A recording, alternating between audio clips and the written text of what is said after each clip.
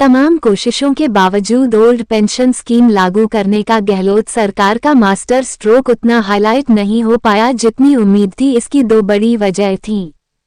पहली, new pension scheme के तहत पेंशन कोष नियामक एवं विकास प्राधिकरण में जमा कर्मचारियों और सरकार का अंशदान लौटाने से केंद्र ने इनकार कर दिया था। राज्य की मंशा थी कि इसी रकम को अपने राजस्व खाते में जमा कर कर्मचारियों को पेंशन दी जाएगी। दूसरी वजह, ओपीएस लेने के लिए शर्त रखी थी कि कर्मचारियों को एनपीएस में जमा सरकार के अंशदान के अलावा अपने हिस्से की राशि भी जीपीएफ ब्याज दर के साथ लौटानी होगी।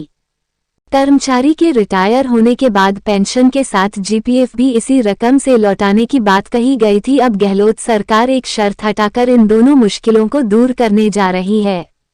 आंतरिक मंथन में तय हुआ है कि कर्मचारियों के हिस्से का अंशदान उनके जीपीएफ खातों में जमा करवा दिया जाएगा। इसके लिए 2020 में ही 1 जनवरी 2004 के बाद नियुक्ति पाने वाले कर्मचारियों के जीपीएफ खाते खोलने के आदेश जारी हो चुके हैं।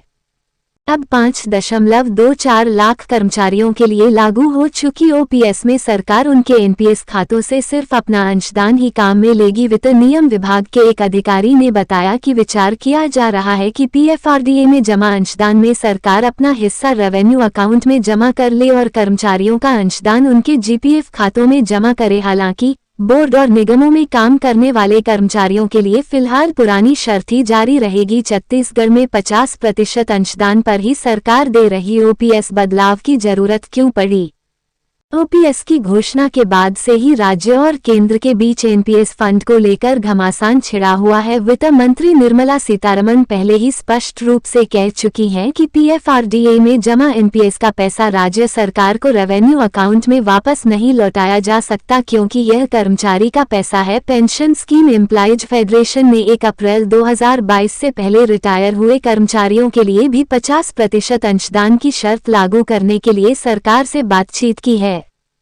फेडरेशन के स्टेट कोऑर्डिनेटर विनोद चौधरी ने बताया कि करीब 3,500 से ज्यादा कर्मचारी ऐसे हैं जो 1 अप्रैल 2022 से पहले रिटायर हुए हैं, लेकिन सरकार की इस शर्त की वजह से उन्हें ओपीएस का लाभ नहीं मिल रहा।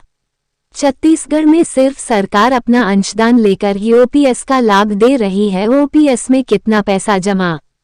ओपीएस में राज्य सरकार के कुल 5.24 लाख खाते एक्टिव हैं। इन खातों में अब तक सरकार ने अंशदान के रूप में 14,171 करोड़ तथा कर्मचारियों ने 14,167 करोड़ जमा करवाए हैं। बाजार की ब्याज दर के साथ इस राशि की मौजूदा वैल्यू 40,157 करोड़ रुपए हो चुकी है।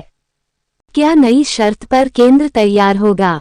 अभी तक केंद्र की आपत्ति है कि कर्मचारियों के हिस्से का पैसा सरकार को नहीं दिया जा सकता।